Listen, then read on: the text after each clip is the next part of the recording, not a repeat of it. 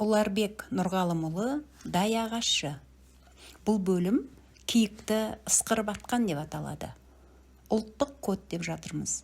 Сол кодыңыз бабаларымыздың баяғыдан келе жатқан сөзінде жатыр.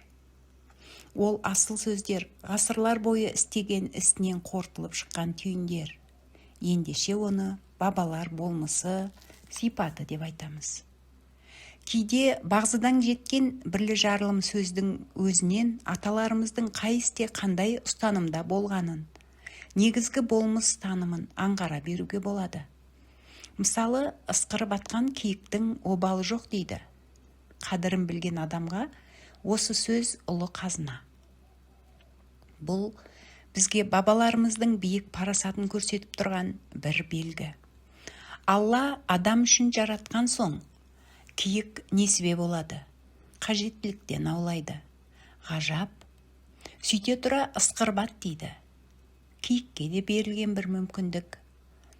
Қапы кетпеуі тиіс, әйтпесе обал болады дейді. Ұлы дала заңы.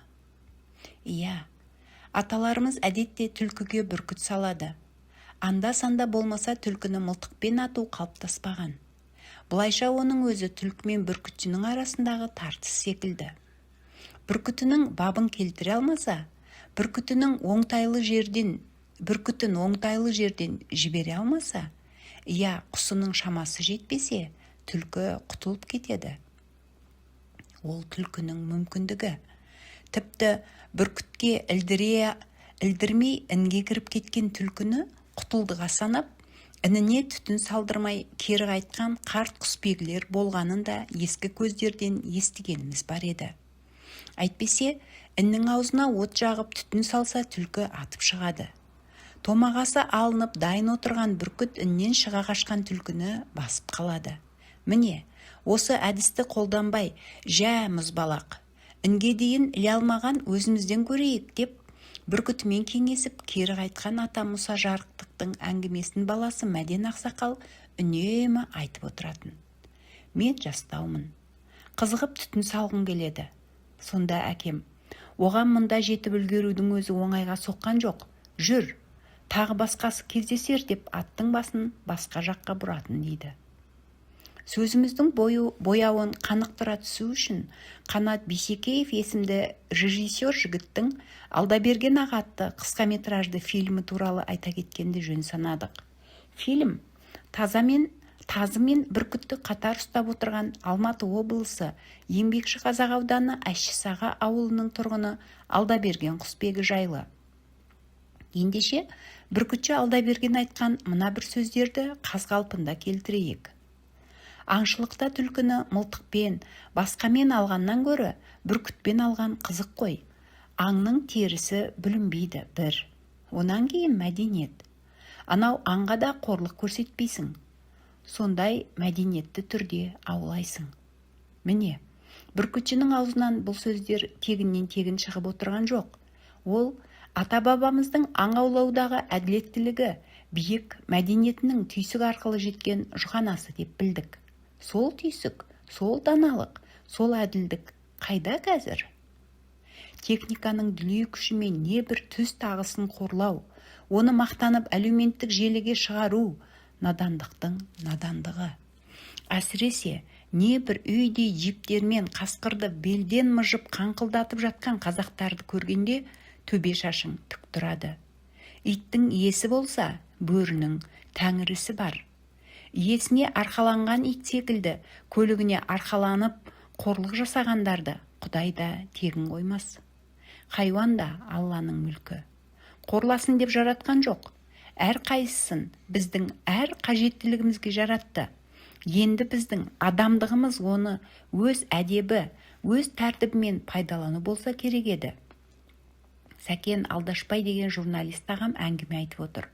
Бүгін Шиеліде бір алып тұлғалы ақсақалдың үйінде болдым. Немерелеріне ұрсып отырған ол, қатын басшылар, сендер еркек емес, қатынсыңдар деді жекіп. Жиркеніп отыр екен. Ақсақалдан не болғанын сұрағанымда, ол екі немересіне сұқ саусағын шошайтып, мына қатыннан да төмендер бір жігітке үшеуі жабылыпты. Ол ма? Құлап түскен оны аямай тепкілепті қатындар, деді. Үнсіз қалдым. Жауың да болса ер болсын дейді қазақ. Тегінде бұл ұлттың ірі болмысын көрсететін үлкен сөз. Біз ұлы дала төсінде қаншама ғасыр жоңғармен қырқыстық, жеңдік дейміз. Тарихи шындық өз алдына бөлек әңгіме. Сонда соғыс жағдайында олардың өзара түсінісетін шарттары, жазылмаған заңдары болғаны туралы да айтылады. Ұйықтап жатқан жерінен баспалап барып өлтіру, әрі қарап тұрғанда қапы кетіру дегендей әрекеттер пасықтыққа жатқызылып, еш құпталмаған. Алдымен оятып алып, жекпе-жекке шақырған. Бұл қазіргі мәдениетті саналатын адамдардың үш ұйықтаса түсіне кірмейтін, түйсініп жетпес биік шың. Бұл киіз туырлықты, көшпелі халықтың ғажайып ерекшеліктері еді. Жауың да соны түсінсе ғой дейді сол ұлы өркениеттің өкілдері. Жоғарыдағы мәтел соны ишаралайды. Оны Абай хакім достыққа достық қарыз іс, дұшпаныңа әділ бол деп анық һәм шегелеп айтады. Қысқасы, бабаларымыз адам түгілі аңға да әділеттілік жасаған.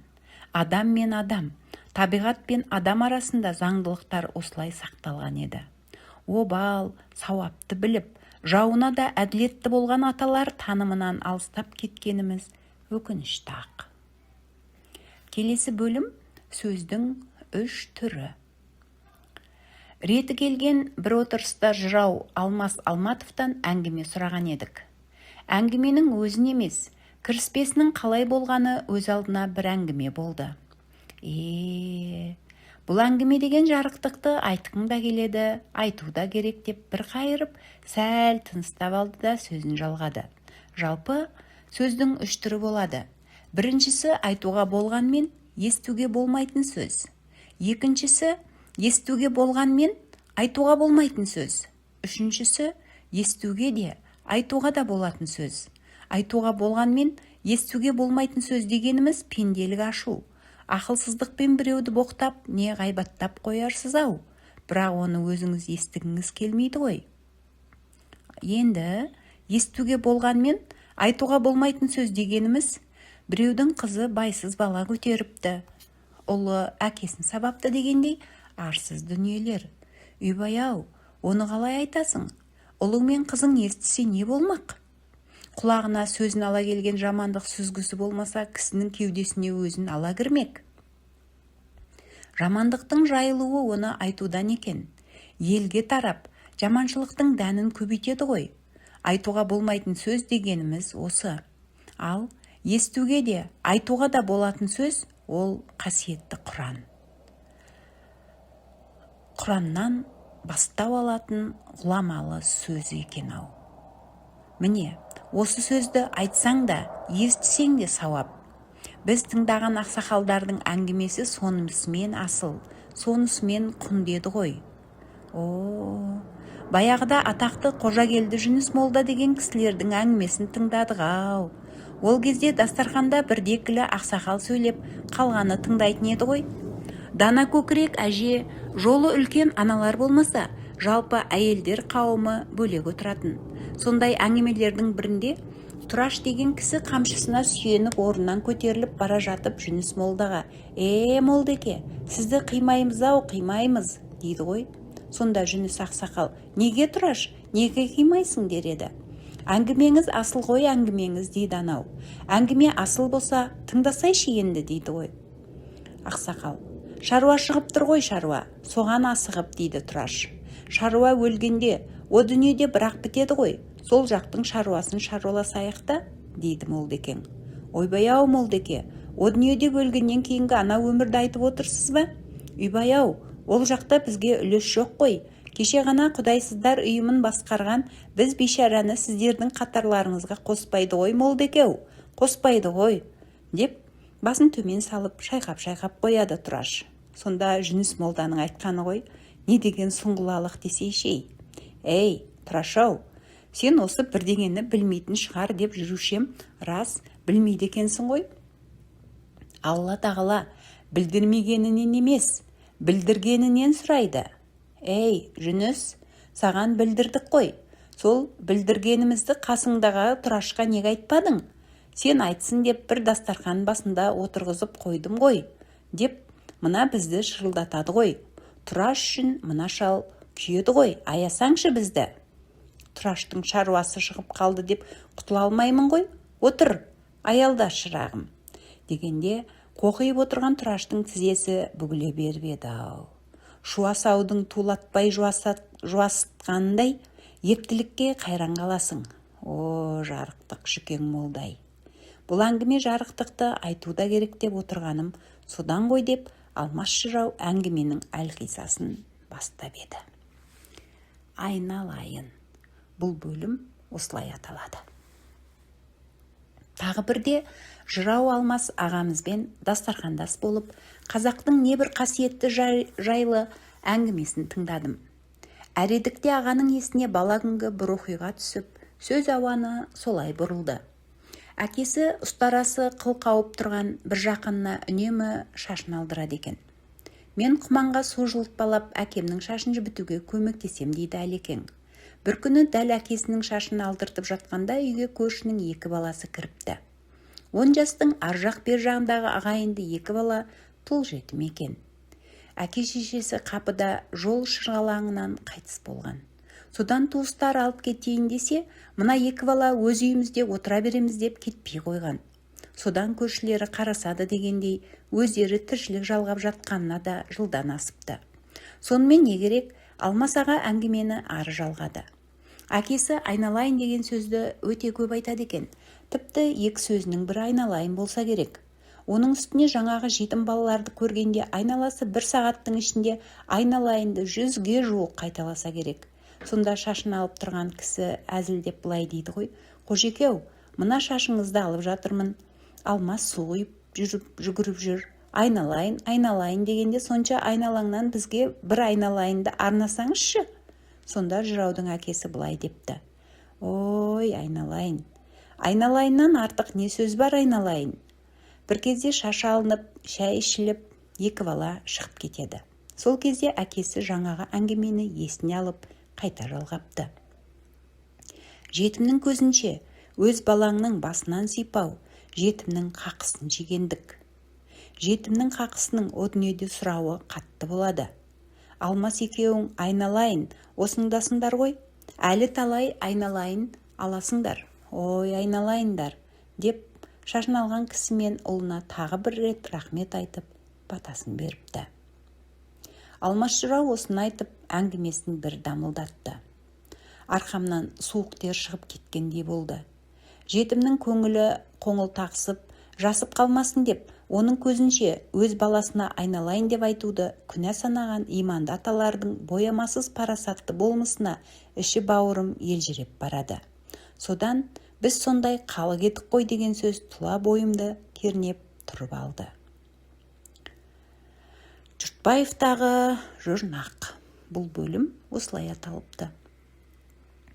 Бір жолы өзім жұмыс істеп жүрген журналға шыққан сұхбатымен әлде бір газетке шыққан су жаңа мақаласын алып, Тұрсын Жұртбай ағамыздың үйіне бардым.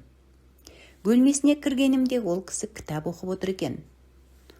"Уағалейкумды қайырғаннан кейін, уақытың бар шығар" деді. "Я", дедім. "Онда тұра тұр, отыра тұр" деп орындық нұсқады да оқып отырған кітабына қайта бас қойды. 5 минуттан кейін кітабын жауып, "Баста әңгімеңді" дегендей маған бұрылды. "Аға, мына өткендегі сұхбат осылай шықты" деп журналды ұсындым. Журналдың мазмұнына қарады да бір тақырыпты ашты да оқи жөнелді. Әлі оқып отыр. Тағы бір 10 минут су ете қалды. Мен қанша уақытым бар болса да тықыршып, газетке шыққан мақалаңызды да алып келдім деп, қолымдағы газетті қасына қойдым. О кісі басын журналдан алмаған күйі, "Тұра тұр, бір шаруаны бітіріп алайық та" деді. Ұялып қалдым. Кәдімгідей қызарып кеттім. Бір кезде әлгі мақаланы бітіргендей болды да, жөн екен, деп газетті де журналды да жинап қойды. "Ал, шайға" деп орнынан қозғалды. Ғалымның осы бір әрекеті мені ойға қалдырды. Көп уақыт есімнен кетпей жүрді. Біз бір нәрсені бастап жатып, тағы бірдеңеге елітіп, дереу тастап, араға секунд салмай айнитын алмағайып уақыттың адамдарымыз ғой. Дастархан басындағы әңгіменің өзінде неден бастап, нені айтып отырғанымызды аңғармаймыз. Кейде осы әңгіме неден басталып еді өзі деп адасып отыратынымыз бар. Өз басым, қос өркешті түйенің төс табанына қолқаға өткізген қоспақты арқан тастап шөгеріп, бір арқанды қомға, бір арқанды шомға жіберіп, жүк артып, көшіп қонатын қазақтың байырғы тұрмысын көзіммен көрген адам ретінде айтайын дегенім, сол кездегі ақсақалдардың әңгіме айтуы. Жаз жайлауда үлкендер топ-топ болып қымыз қыдырады. Кейбіріміздің тақымымызға тай бүйіріп шұнаңдап, кейбіріміз аталарымыздың арқасына кенедей жабысып кетіп бара жатамыз. Сонда қымыз үстінде қара сақал Қайдар, қара ешкілі Қасен, қаншы Әліп, Шиябей, Кәкеш, Мұқай, Мәден деген ақсақалдар кезек-кезегімен әңгіме айтушы еді. Бастаған әңгімесін аяқтамай не өзі, не басқа адам өзге әңгімеге бұрмайтын.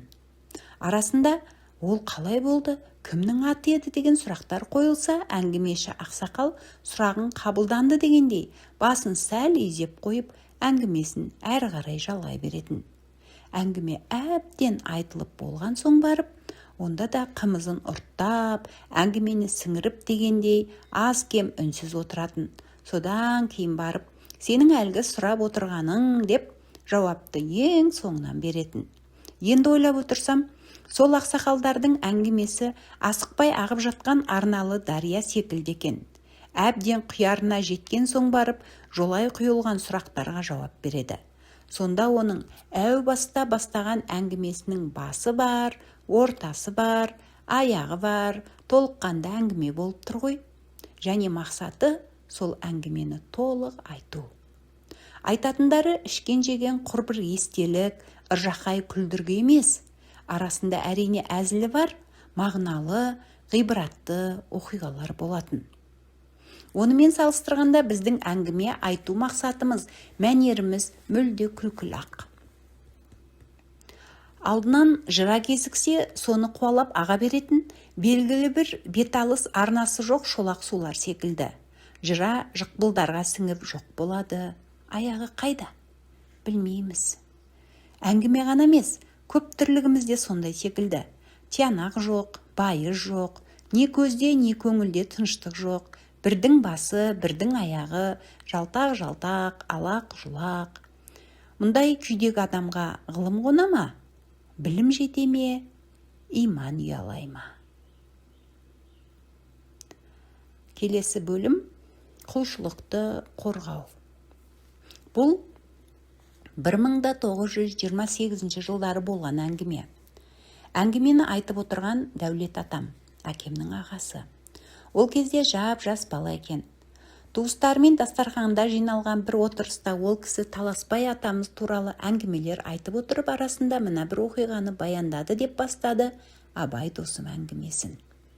Бір күні атам Қаратасқа барып келеміз деп, екі атты ерттеп қасына мені ертіп алды. Біраз уақыт жүріп бір белге шықтық. Атам атының басын іркіп, пешін боп қалыпты, намаз оқып алайын, екі атты ұстай тұр деп аттан түсті. Бесін намазы ғой, ұзақ оқыды. Аттарды жетелеп, арлы-берлі біраз жүріп едім, анадай жерде тұрған үюлі шөпке көзім түсті. Бекер тұрмай аттарды тойдыра тұрайын деп әлгі шөптен суырып аттардың алдына тастадым. Намазын оқып болған соң атам жайнамаз қылған шапанын жердей көтеріп жатып, мұның есі бар ма, сұрап алдың ба деді. Жоқ, есі жоқ, әшейін аттар жесін деп дедім. Атамның түсі бұзылып кетті. Бірдеңені бүлдіргенімді анық түсіндім. Атам адымдап келді де, аттардың аузындағы шөптерді жұлып алып. Ендегі дүниенің иесі Алла ғой. Біреудің қысқамына жинап кеткен шөбін қалай алып жатырсың? Мына шөпті апарып орнына тық деді. Мен орнына апарып тығып жатырмын. Тіпті кіретін емес. Кірмесе аяғыңмен теп деді. Тептім. Кел, мұндағының бәрін теріп ал деді. Тердім. Жерде көлденен қылтан қалған жоқ. Болған соң, енді анау бозды жұлып әкел деді. Бозды жұлып әкеліп үйген шөптің жаралы жеріне жапсырдым. Боз күнге күйген шөп түстес қой. Қатты анықтап қарамасаң, бүлінгені біліне қоймайды екен. Қолдарым қызарып, Тіпті тілініп кетті. Әбден әуреге түсіп, атымызға міндік әйтеуір. Атамның ашуы ақырындап тарады. Алдына қараған қалпы қатарласа тепеңде елесіп келе жатқан маған сөйлеп келеді. Біз үйден шыққалы бір рет асым ғана уақыт болды. Аттар тоқ. Қазір ана ауылға барғанда тағы отқа қоямыз. Я, оның бәрі түсінікті. Әй, анау шөпті жиған адам сенің жаңағы қылығыңды білсе, атаңа нәлет дейді ғой. Ол мына маған тиеді. Намаз оқып жатқаным не болмақ? Зая кетеді ғой. Адам құлшылықты қылған соң оны қорғау керек қой. Оқыдым, біттім. Бітті екен деме. Ей, баламысың деген. Адамды айдалада ұятқа жолдас қылдың ғой. Деп оқтан-оқтын күрсініп қояды. Мұны айтып отырған Дәулет Қалшабектің баласы. Менің әкемнің ағасы ғой. Ал Таласбай Қалшабектің әкесі. Менің ұлы атам. Шамасы келгенше біреудің ала жібін аттамай, азды көпті қылған құлшылығын қорғаштаумен өткен жарықтықтар-ай, десейші, деп әңгімесін түйіндейді әбекең. Келесі әңгіме жақсы адамның жақыны. Астанадағы асханалардың бірінде шәй ішіп отырып, ауылдағы адамдардың не бір асыл қасиеттерін айта келіп, осы бір әңгімені баяндаған Абай Қалшабек досымның өзінің де көңілі толқып кетіп еді. Мен ес білгелі әкемнің аузынан тастамай ардақтап отырар. Екі сөзінің бірінде көкем, көкем жарықтық, жәнің жәннатта болғыр көкем, деп кей кездері көзіне жас алып атайтын есімдерінің бірі Дәулет. Дәулет әкемнің ағасы. Екеуінің шешесі бөлек. Дәулет бәйбішенің баласы. Ес білгелі әкемнің аузынан тек жақсы қасиеттерін естігендіктен, Дәулет менің де жүрегімнің төрінен орын алған адамдардың бірі. Ақиқатында 4 жасында әкесінен айырылған әкем үшін Дәулеттің қамқорлығы ерекше болған. Бірде әкемнен: «Дәулет атам сізге дауыс көтеріп ұрсушы ма еді?» деп сұрағанымда: «Жоқ, дауыс көтерген емес. Ол кісі қателессем жай ғана дауыс көтермей, сабырмен ақылын айтатын» деп жауап берді. Әкем айтады: «Біз Өзбекстаннан Қазақстанға бір түнде көшіп кеттік. Көшіп келген соң Дәулет көкем қайтыс болды. Өзбекстанда тұрғанымызда Дәулет көкем азын-аулақ сауда істеген, коммуна деген колхоздың қойын бағатын, Жақсылық деген кісі болушы еді. Жақсылық қой сататын болса, Дәулет көкем соның қойын айдап барады. Аңқылдап қалған кісі еді. Дәулет көкем қайтыс болған соң екеуінің арасында қары жоқ па екен деп қолыма біраз пұл түссе қалған бір кезде сол кісіні іздеп жолға шықтым. Ең алдымен Өзбекстанда тұрғанда көрші болған Бегасыл деген кісіні тауып, сол арқылы Жақсылықты кездестірермін деп ойладым. Ол кезде қазіргідей зырылдаған көлік жоқ, жол жөнекей, әр көлікке бір мініп жеттім. Бегасылды тез таптым. Ол кісімен жағдай сұрасып болғаннан кейін көкем Жақсылықпен араласып жүруші еді. Соған қарызы жоқ беді, соны білейін деп келдім дедім. Өзі үйден шықпайтын етікші кісі еді Бегасыл. Мен оның қабарын білмеймін. Ертең базар. Сен Ешан базарға бар. Сол жерден сұрастыр деп жөн сілтеді. Ертеңіне базарға барып, Жақсылық деген кісі бар еді. Осыдан біраз жыл бұрын қоңсы болған ек, соны іздеп келдім. Көшіп кеткенімізге 10 жыл болды деп сұрастырдым. Бір кезде қабары шықты. Бір кісі, ол әскери бөлімнің қойын бағады. Ол кісі қазір бар деді. Жаяу іздеп жүріп отырып таптым әйтеуір. Каналдың арғы бетінде қой бағып отырады екен. Қара саным үзіліп үйіне жеттім. Жақсылық жылы қарсы алды. Отырып түнімен әңгіме қылдық. Көкемнің дүниеден өткенін айттым. Сізбен бірге көп жүріп еді. Сізде ауыз түйіс қалды ма деп әдейі іздеп келдім дедім.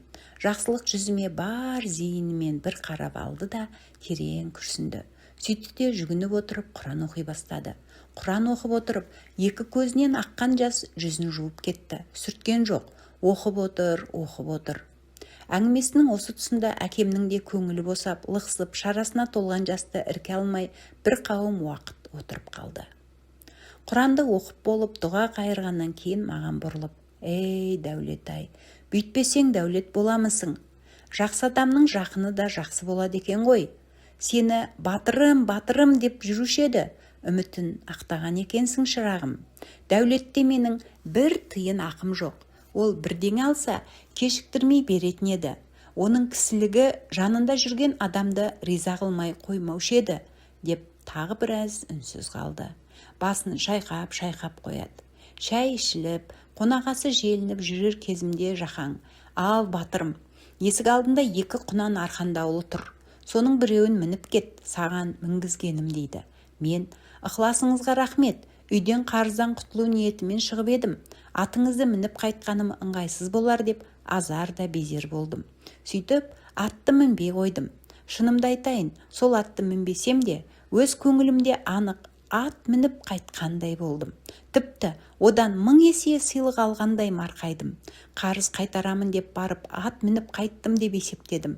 Көкем жарықтық, жәні жанатта болғыр. Әлгі Жақаң сонда да болмай, жаяу қалай жіберем деп сол атты ерттетіп, базарға дейін өзі әкеп шығарып салды ғой.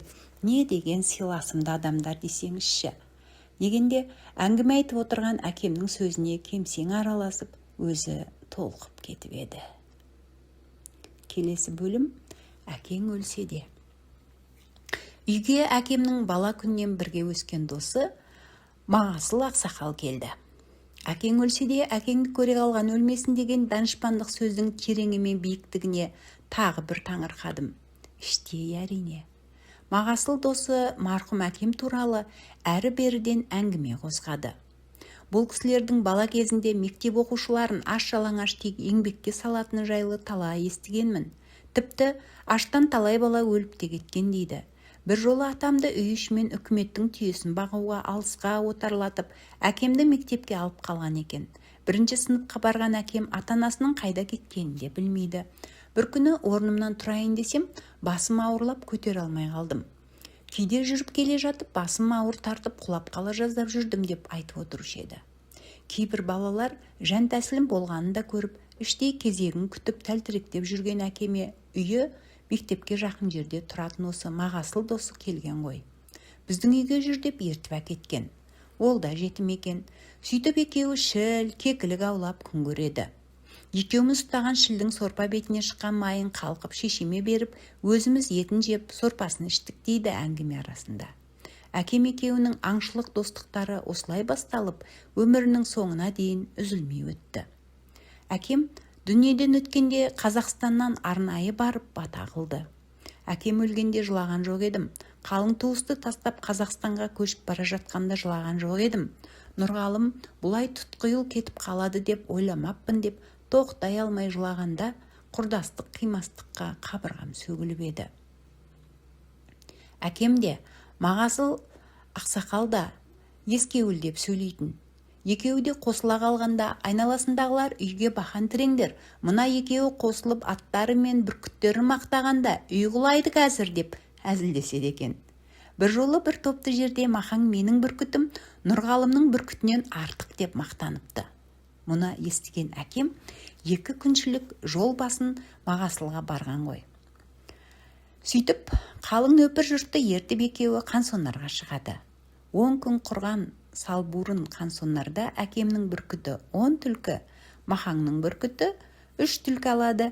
Сөйтіп кетерде сенің әкең: «Ал, Мағасыл, енді аузыңа ие болып жүр», деп елді ду күлдіріп кетіп еді деп бір кеңсеңдеп алды жарықтық. Бүркітшіліктің қыр-сырын Нұрғалымнан үйренгенім рас. Бірақ қақпаншылдығы маған жетпейтін еді деп қояды. Әкеме құрдастығын үзгісі келмей, баласымен жалғақсы келетін жарықтық-ай. Ой, дүние-ай деген. Әкең өлсе де әкеңді көре қалған өлмесін. Аман болсыншы, ақсақалым-ай. Келесі бөлім: баламнан өзімді, өзімнен әкемді көрем. Ата-ананың қадірін балалы болғанда білесің деген сөз бар қазақта. Ғажап сөз. Бірақ бұл сөздің де қадірін балалы болғанда біледі екенсің. Тіпті ата-ананың қадірін балалы болмай білмейсің деп шегелеп тұрып айтса да болатындай. Таңертең жұмысқа шығып бара жатсам, екіге енді аяқ басқан балам етегіме жабысып жылайды, қалғысы келмейді. Дәл осы кезде, дәл осындай кезім есіме түседі. Әкем сыртқа шығып бара жатса, мені де ала кетсе екен деп соңынан жүгіруші едім. Сүріне қабына табалдырықтан аттай бергенімде, бір қуатты қол екі қолтығымнан ала артқа қарай көтере жөнелетін. Екі аяғымды тыпырлатып шыңғыртып жіберуші еді.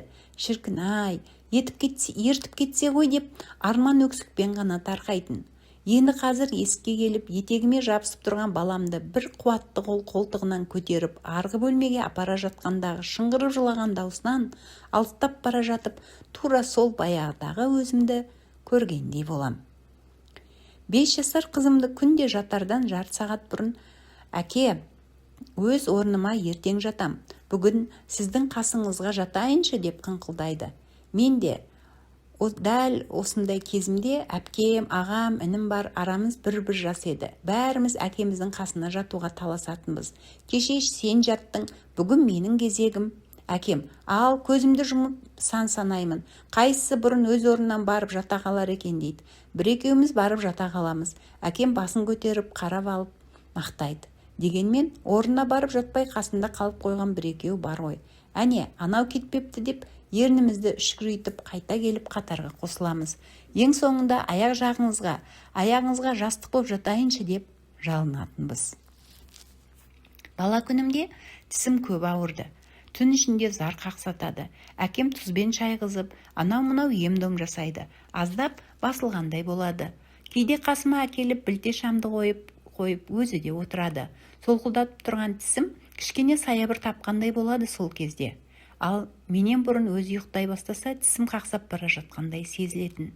Оны деңіз, жалпы тіс ауру күндіз басылып, түнде қозады ғой. Ал менің тісім күндіз әкем үйде болса ғана ауырмай жүреді де, бір жаққа кетуге ыңғайланса, сыздап қақсай бастайды. Кәдімгі шын қақсай бастайтыны анық есімде. Көз де боталай бастайды ол кезде. Қызық. Уайым ба, ем-дом жасайтыны ес болам екен, бірдеңе деп анық түсіндіру қиын. Енді биыл 1-ші сыныпқа барған ұлым дәл өзім болды. Тісі қақсайды. Мен маңында болсам, сәл де болса басылып қалады. Мен сыртқа шығуға ыңғайлансам, тісі қайта зырлап қоя беретін секілді, ыңқылдап тұрып, ауыра бастайды. Жәудіреп, көзі боталап. Айға жуық бір сапарда жүріп, балаларды қатты сағынғаным барды. Сол кезде ойладым: әке шешеміз бізді осылай сағынады екен ғой деп. Орта мектепті ауданнан оқып, әрі қарай күтіп алар еш туыс жоқ шекара аттап кеткен бізді қанша күндер уайымдады екен. Сөздің шынын айтсақ, жастық желі, тіршілік ағысы, жұмыс бабы, одан қалды өз отбасы күйбеңімізбен болып, ата-анамызды жиі ойлауға, сөйлесуге, баруға уақыт таппай жатамыз ғой. Жастайымнан сыртқа әбден бой үйрентіп алған өз басым ол кісілерді күнде өте қатты сағынбағаныммен, олардың мені қатты сағынатынын сондай бір сәтте жан дүниеммен түйсіндім. Амал қанша? Әкем енді қанша хабарлассам да бір ауызда тілдесе алмас ғайып әлемге аттанып кеткен. Қалтасындағы қапшығында менің бастауыш сыныпта оқып жүргендегі суретім бар екен. Сағынған ғой. Сағынғанда қарап жүрген ғой. Ал енді келесі әңгіме екі шал, бір ақсақалдың әңгімесі. Көп айтылып жүрген әңгіме.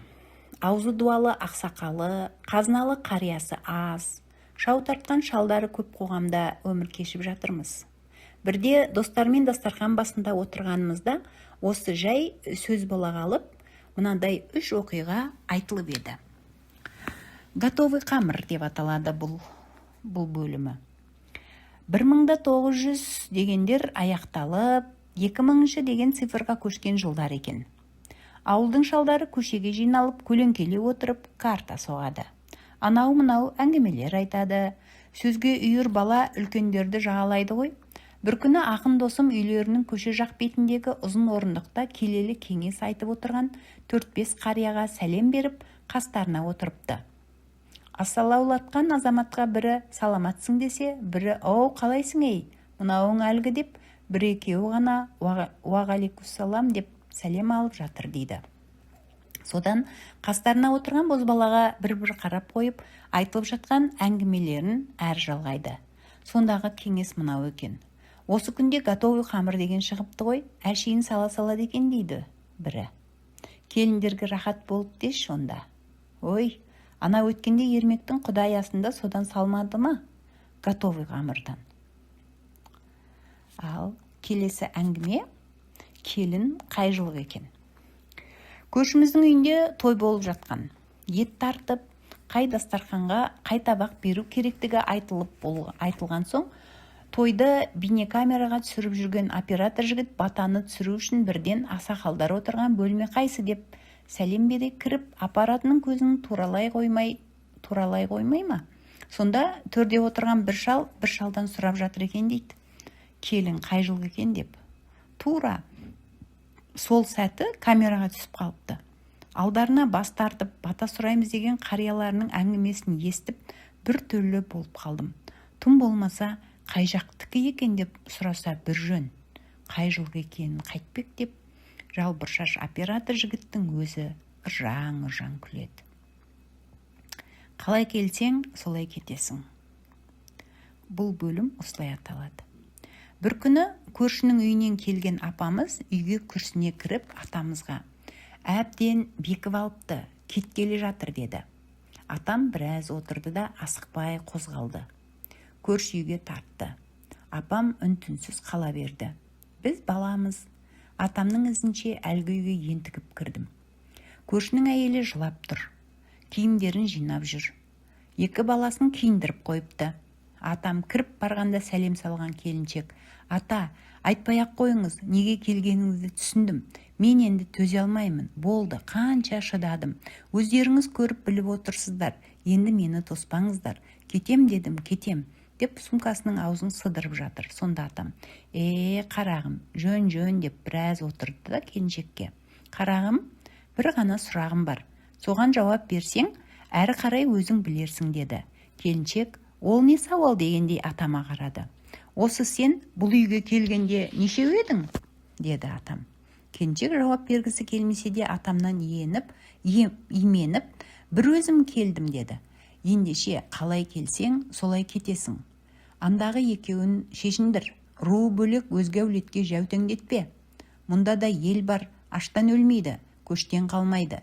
Өз жұртының ішінде өссін, ата дәстүр солай, деп сөзін салмақтап аяқтады. Содан не болды дейсіздер ғой? Келіншек өкіріп жылап, екі баласын бас салды. Мен бұларды тастап қайда кетем, ата? Бұлар менің қолқа жүрегім ғой, деп киімдерін киіп томпиып отырған екі баласын құшақтап отыра кетті. Жылап отырып, екі баласын шешіндіре бастады. Атам: Алла риза болсын айналайын, Алла жарылқайды сені, деп бетін сипады да шығып жүре берді. Кейіннен бір отырыста қазір әже болған сол келіншектің есіне сол оқиғаны түсірдім. Әлде қашан дүниеден өтіп кеткен атама ризашылық айтып, сол екі баланы құшақтап отырған қалпында қалып қойдым ғой. Міне, содан әлі отырмын, деп басын шайқап қойып, мәз боп күледі. Қайда бұл күнде екі баладан кейін тағы 4 бала тауып, отбасы ордаға айналып, үлкен әулет болған. Ол кезде солай еді ғой.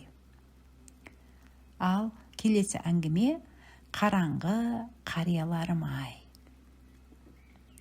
Бұрынғы кісілердің оңашада Аллаға жалынып, күнәмді кеше көр деп күбірлеп, күңіреніп отырғанын талай көріп едім.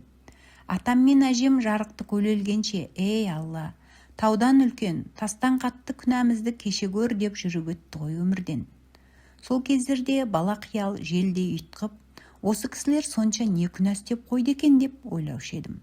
Пенде болған соң күнәсіз болмайтынын және Алладан қорыққан құл ғана одан кешірім сұрап жалбарына беретінін кейін түйсіндік қой. Сонда да сол кісілер көп күнәға аз кешірім сұрайтындардан емес, аз күнәға көп кешірім сұрайтындардан секілді сезіле береді. Бірде ауылға барғанмын. Сонда қонақасыда күміс сақалы кеудесін жапқан ақсақал кимешек шылауышты әжелермен дастархандас болып, аз кем әңгіме тыңдаудың да сәті түсіп еді.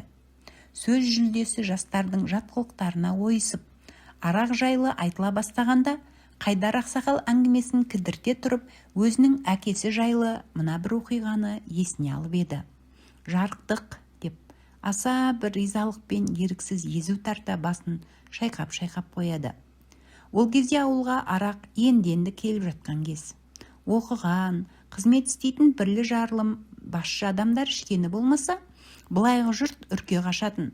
Содан не керек, бір күні үйге Зұхан молда келді. Ел шетіне енді ілінген арақ жайлы Құранды ақтарып отырып насихат айтты. Оның мас қылатынын, мас болған соң күнә атаулыдан сескенбейтін айуандық басталатынын, ол күнәнің ауыр екенін, тозақтың азабын, бәрін сүйектен өткізе сіңіріп сөйледі. Бір уақытта әкем Зұхан молдаға оқыс бұрылып, әркі араққа жата ма деп бажырая қарады. Мас қылатын болса жатады деп қысқа қайырды Зұхан. Сол-ақ екен, әкемнің өңі қара қошқылданып кетті. Өзі жуас адам еді ғой жарықтық. Отырған орында арлы-берлі ырғалақтап, әлсін күрсініп, бір жантайып, бір тіктеліп, шапқа шөп жеген атандай дөңбекшіді. Әкемнің жағдайы кетіп отырған анық байқаған анам, бір жеріңіз ауырып отырма деуі мұң екен. Әкем ауыр күрсініп, әрлі-берлі дөңбекшіп, қарадай тынышы кеткені. Енді қайттым Зұха дейді бір кезде. Құдды бір сүйегі сынып кеткен адамдай даусы шыға бастады. Бәріміз шошып кеттік. Зұхан молда да сасып қалды. Сөйтсек әңгіме былай екен. Біздің ауыл жайлауға шыққанда моңғолдармен өрісіміз бірге қалады. Әкемнің 30-дар шамасындағы кез екен. Бір күні жоғалған жылқысын қарап жүріп, бір моңғолдың үйіне қонады. Дәл сол уақытта олар әлдеқандай бір ұлттық мерекелерін тойлап, әркі қолдан ашытып ішетін арақ тәрізді сусын ішіп жатады, әркі ішіп жатады. Өздерінің ырымы бойынша мұндай сәтте сырттан қонақ келіп қалса, оны мас қылмай жібермеу керек екен. Қысқасы, әкемнің еркіне қоймайды. Әркіден тартып алып мас болып қалады ғой. Буынын ұстай алмай есік алдына құлайды. Жаңағы енді қайттымға салдырып отырған жағдай осы екен. Анам алғашында бір жеріңіз ауырып отыр ма деп анда-санда ұстап қалатын соқыр шегін алаңдап сұраған екен. Жарықтық жуас адам еді-ау. Енді не істеймін Зұха, енді қайтем деп безек қағады. Ол кездегі кісілер күнәдан қатты қорқатын еді ғой қарағым деп Қайдар ақсақал айтып отырған әңгімесін әрі жалғады. Иә, ол кісілер патша қызықса болатындай адамдар еді ғой деп отағасын қостай сөйлеп бір күрсініп алды әжеміз. Біреулер оқымаған, қараңғы атаса да тот баспайтын алтындай жарқырап алдыңдар тұрар, қайран қарияларым-ай.